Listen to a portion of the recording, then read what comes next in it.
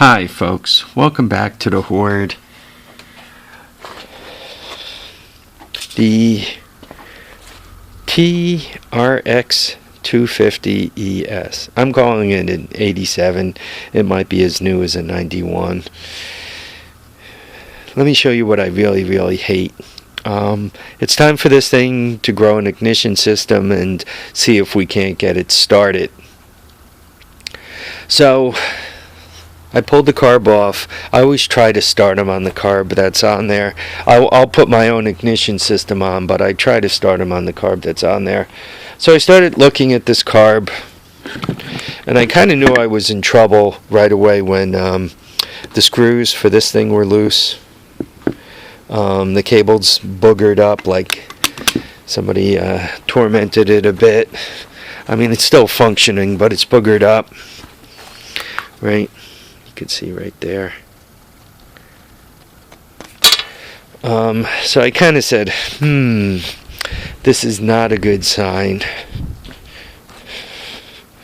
Well, the carburetor itself doesn't look too bad. I think somebody's been in here recently.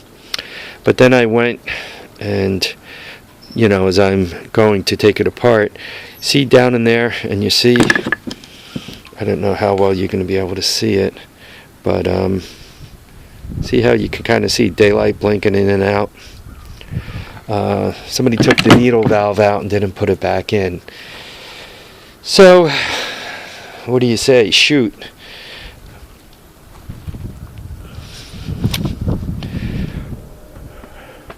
Now what? For you guys buying bikes out there, this is kind of a cautionary tale. Actually, this bike is kind of a lot of cautionary tales. Like, make sure you check VIN numbers and stickers and all that kind of stuff. If you don't look at that stuff closely, you're buying parts. And make sure you pay accordingly. And once again, beware, you're just buying parts. And at any point, somebody could say, we want our parts back. I mean, it's hard to prove, but you're buying parts, and let it go as simple as that. Secondly, make sure if you're buying one that's not running, it's complete. This is a tough thing to find, though. Unless you're going to pull the carburetor off, you can't see this. Even with the mirror, it would be hard to see. And if you do find this, what else are you're going to find? My disappointment with this is I'm hoping that I have a ratty carburetor that I can take parts off of to rebuild this.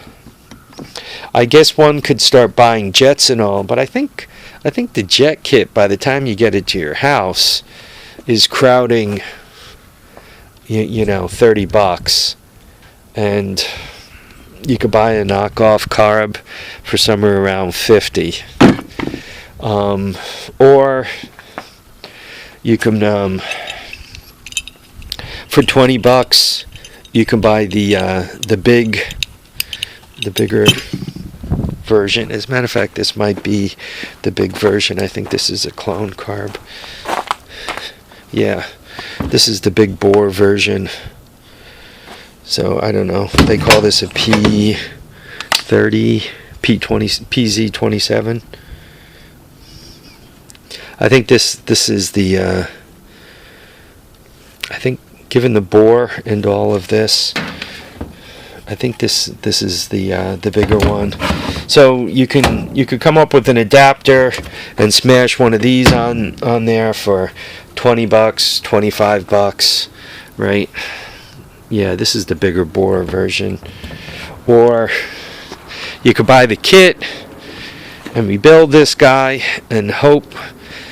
But when you're looking at the kit, you got to make sure you not only get the needle valve that goes in there, but you get the spring, right? It looks like a ballpoint pen, one of them clicky pen springs. So you got to make sure you get that. And yeah, I was hoping to do a half-hour carb rebuild. If I saw anything interesting, I was going to show you the carb rebuild. I was hoping to do a quick carb rebuild, put the portable CDI box on this thing, throw a kick or two into it, and have it running. Doesn't look like that's happening. So, yeah, we got another ice storm blowing in for tonight into tomorrow. So I do want to get another couple of things straightened out. Little things like this, right? The way this back is broken. I want to get some kind of reinforcement on it so that I don't lose this roof. Alright folks, I want to thank you all for watching and commenting and subscribing. Remember to keep your feet down, keep your head up, and please get out there and enjoy all your days. Bye now folks.